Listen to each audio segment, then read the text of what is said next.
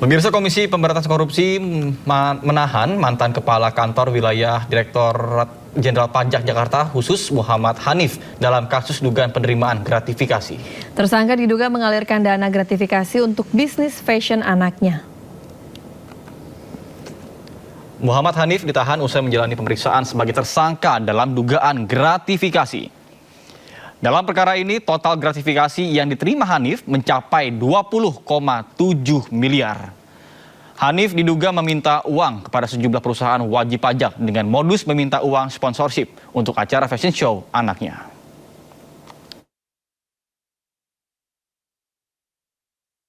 ANV diduga telah melakukan perbuatan yang berhubungan dengan jabatan dan berlawanan dengan kewajibannya dan tugasnya dengan menggunakan pengaruh dan koneksinya untuk kepentingan dirinya dan usaha anaknya.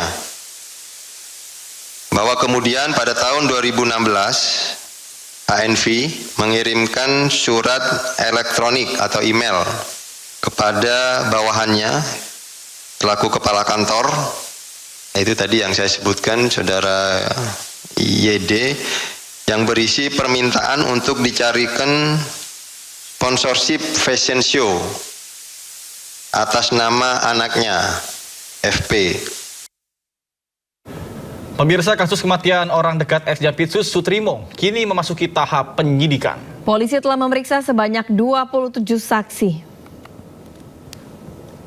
27 saksi yang diperiksa polisi antara lain adalah pengemudi ambulans, pihak rumah sakit, keluarga, teman, perangkat desa, hingga saksi di sekitar lokasi. Selain memeriksa saksi, penyidik juga masih menunggu hasil pemeriksaan forensik pasca ekshumasi jasad Sutrimo. Pemeriksaan bagian dalam jasad meliputi DNA, jaringan, serta zat yang ditemukan.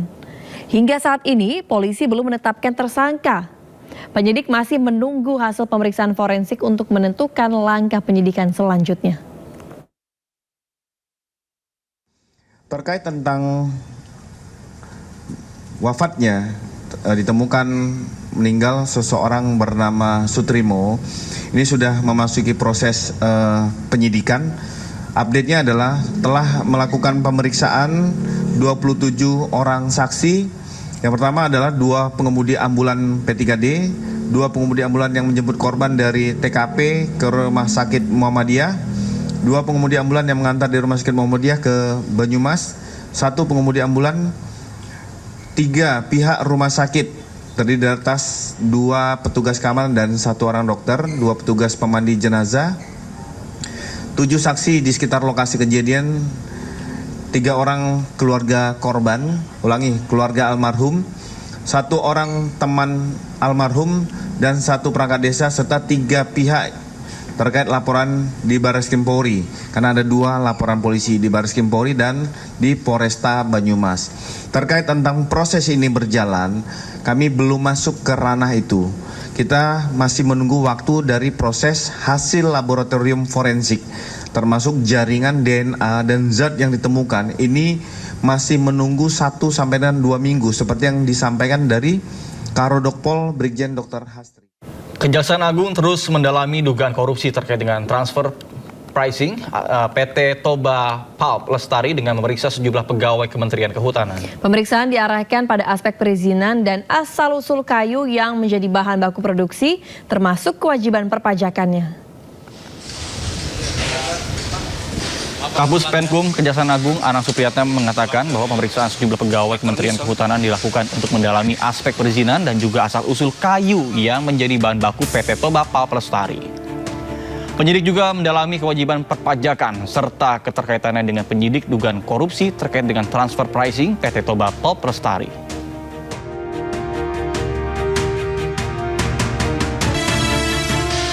Memang kemarin ada pemeriksaan terhadap saksi-saksi yang dari kemarin 5 kalau tidak salah dari Kehutanan, dan hari ini juga ada pemeriksaan terhadap pegawai dari Kehutanan kurang lebih 4. Jadi sudah kurang lebih 9. Terkait dengan transfer pricing ini karena PT TPL ini kan produknya pulp. Pulp ini kan kayu bahan bakunya. Ketika bicara kayu kan bahan bakunya dari mana? Dari hutan kan. Maka dalam hal ini penyidik Tipikor Gedung Bundar memastikan apakah perolehan kayu-kayu yang menjadi itu berasal ada izinnya enggak atau ilegal. Apabila izin ada resmi berarti ada pajaknya. Kalau ilegal berarti tindak pidana. Pemirsa, puluhan orang berunjuk rasa menolak sidang pra-peradilan diajukan mantan Jampitsus Febri Adriansyah. Aksi massa menimbulkan kemacetan di depan Pengadilan Negeri Jakarta Selatan.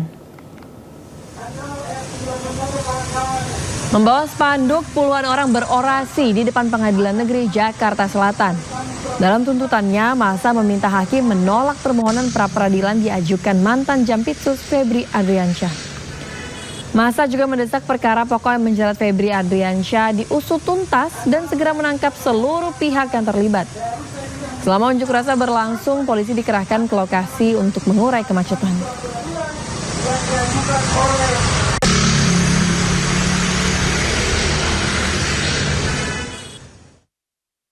Pemirsa, sidang pra-peradilan ex-Jampitsus Febri Adriansyah kembali digelar. Kepolisian selaku termohon meminta Hakim Tunggal Pengadilan Negeri Jakarta Selatan untuk menolak permohonan pra-peradilan yang diajukan Febri Adriansyah.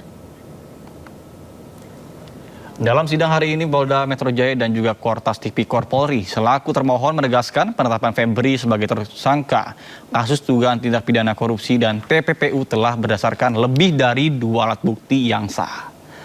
Kepolisian menjelaskan bahwa penyelidik telah memeriksa 16 saksi dan juga 3 ahli.